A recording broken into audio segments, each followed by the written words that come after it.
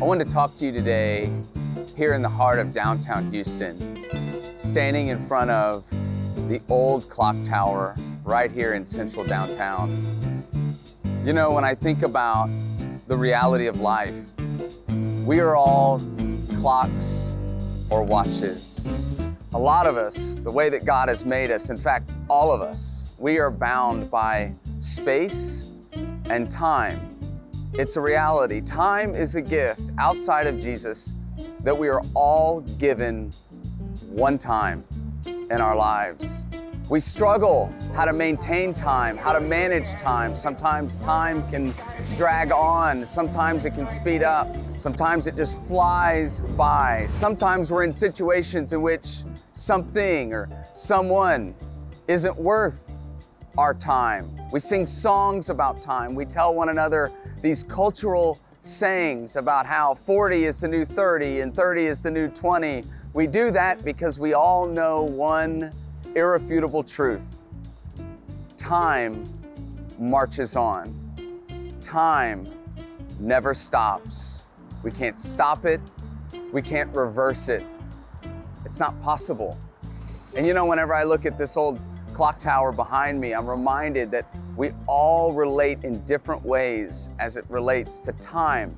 For some of us, like this old clock tower, it's prominent. It's everything. It's the highest value that we have in life.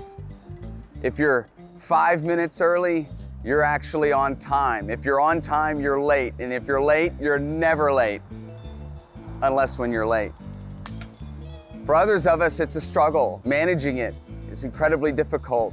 And when I thought about how we're all kind of clocks or watches, I thought we would think about what that could mean for us. You know, for some of us, I have this really old stopwatch, this pocket watch that was given to me. It's from the 1800s, from Switzerland. It's beautiful, it's ornate. You know, I've never taken it out of its safekeeping spot in my life. Why? Because I'm afraid of breaking it. I'm afraid of losing it.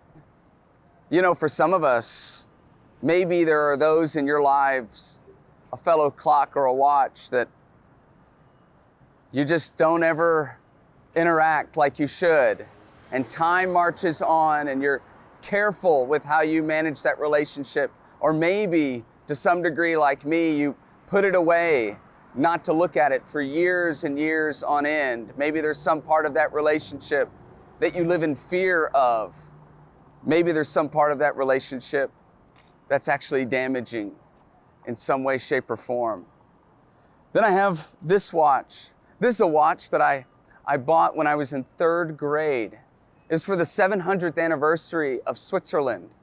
As a 3rd grader, I decided for some odd reason with this commemorative watch that Swatch came out with that I would never take it out of its box. 3rd grade. It's been 30 years. I've never worn it. Now granted, it looks great. It looks brand new. But is that really what a watch is meant for?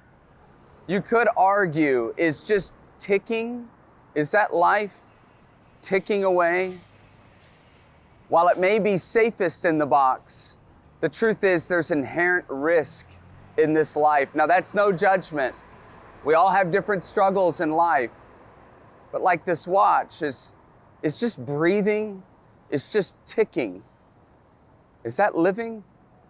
And maybe some of us are approaching life in that way. I have this other watch.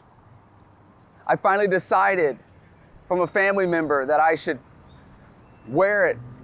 Hadn't worn it in years, haven't even thought about wearing it in years. And the first time I tried to put it on, it came apart.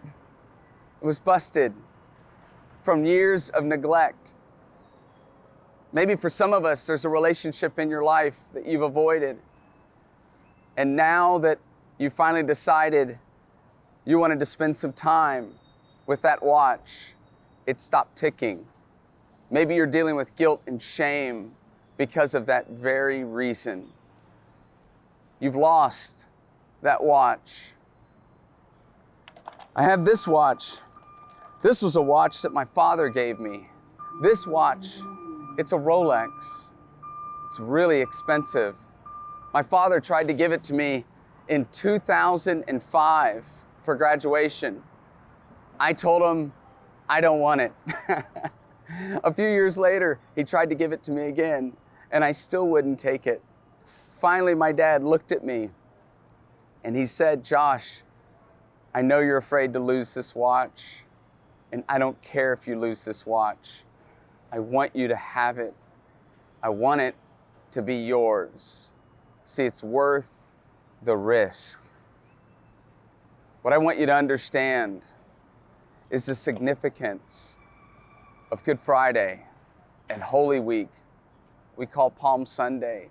Jesus would come into town in his final week of life, and he knew that time was running short. He knew that his time with his disciples was running out. This would all culminate in the Last Supper that he would have. You know, if you knew that the last meal you were going to have would be tonight, what would be the things that would fly out of your face? What would you say? See, Jesus understood how precious the moment was with his disciples. They were clueless.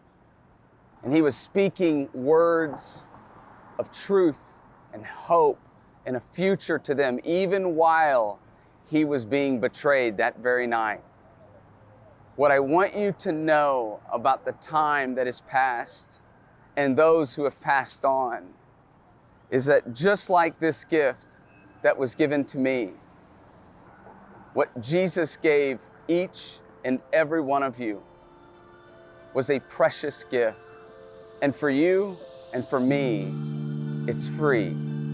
For you and for me, we may even consider it cheap. It didn't cost us a thing. But understand that it was incredibly expensive for someone. Jesus would die on the cross, spend the full measure of his expensive being, laying it all down for you and for me, so that time could be given to all of us and gifted to all of us one more time.